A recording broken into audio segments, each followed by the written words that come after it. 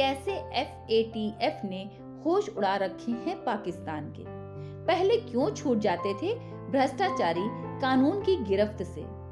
हिंदुस्तान ही नहीं, यह दुनिया के तमाम देशों में, विशेष तौर से विकासशील देशों की एक बड़ी समस्या है यहाँ के राजनीतिक एवं अन्य डिसीजन मेकर्स दोनों हाथों से उस देश के संसाधनों को लूट रहे हैं। पड़ोस का ही उदाहरण पाकिस्तान है।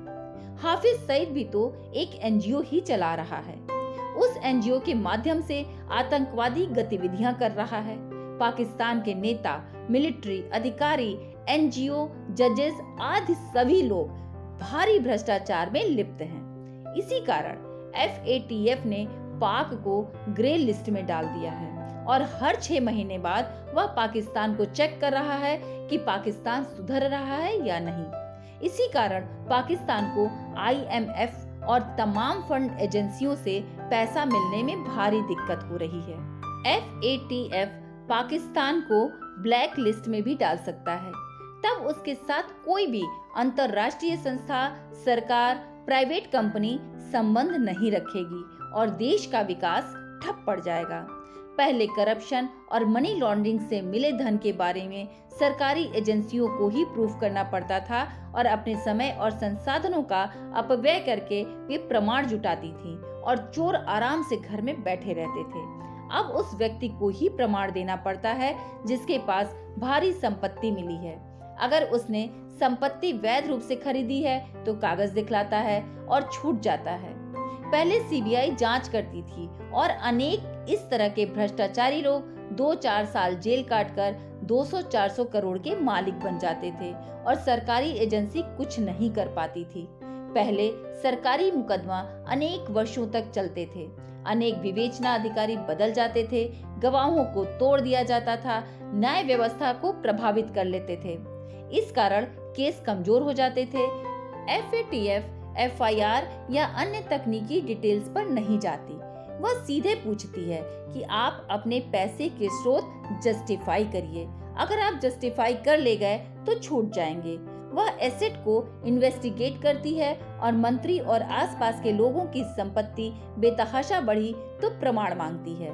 मनीष सिसोदिया का पूरा परिवार, स्टाफ, मित्र सभी में मनी ट्रेल है। खास समय में इन सभी की संपत्ति बहुत बढ़ गई है। FATF के कानून बहुत सख्त हैं अवैध संपत्ति को जब्त करने को लेकर। FATF गाइडलाइंस को सरकार द्वारा मानना सरकार की भी मजबूरी है। अगर वह इसे नहीं मानती है तो बाहर से मिलने वाली तमाम संसाधन और सुविधाएं देश को नहीं मिलेंगी। ऐसा लगता है कि अब धारा बदलेगी। आने वाले समय में लोग VVIP से दूर रहकर काम करेंगे। अभी अधिकांश लोग चिपके रहते हैं। हम क्यों फंसे मंत्री के चक्कर में? ED की नजर रहेगी मंत्री जी या डिसीजन मेकर्स के नजदीकियों पर। जब सत्ता में रहेंगे तो लोग नजदीक जाने से हिचकेंगे। हाँ, सत्ता से दूर हो जाएंगे तब मुलाकात करेंगे। FATF और ED का फंडा बहुत सिंपल है। धन संपत्ति का वैध सोर्स बताइए, नहीं तो वह जब्त की जाएगी और अपनी संपत्ति की वैधता के बारे में आपको स्वयं प्रमाण देने पड़ेंगे। तभी आप जमानत पर छूट पाएंगे। दुनिया बहुत सिंपल है। हम लोग जानबूझकर कानूनों को कॉम्प्लिकेटेड बनाते थे, उसमें गैप रखते थे ताकि जब फंसे तो पतली गली से निकल लें। दुर्भाग्य से 75 सालों में यही सब होता रहा है। लूट की छूट की पुरानी आदतों को बदलने में समय लगेगा। अभी उन्हें लग रहा है कि हम हल्ला गुल्ला काटकर मैनेज कर लेंगे। जोड़ तोड़ की सरकारों के कारण अनेक नेता बचते रहे हैं। अब एक पार्टी की सरकार है और प्रधानमंत्री ने पहले ही स्पष्ट कर दिया है, न खाऊंगा न खाने दूंगा। अब अनेक मुद्दे राष्ट्रीय न होकर अंतर्राष्ट्रीय हो गए हैं, जैसे क्राइम, करप्शन, पर्यावरण आदि। इंटरनेट, डिजिटलीकरण, सोशल मीडिया आदि के कारण दुनिया बदल गई है। अब हमें भी बदलना होगा। अब जनता सोशल मीडिया के जरिए डिसीजन मेकर्स पर आंख लगाए बैठी है। ED ने भी कमर कस ली है। इसीलिए लुटेरों के अच्छे दिन अब शीघ्र समाप्त होने वाले हैं। नेशन बिल्डिंग प्रोडक्ट्स चैनल को यदि आप राष्ट्र निर्माण हेतु उपयुक्त पाएं तो लाइक और सब्सक्राइब करें।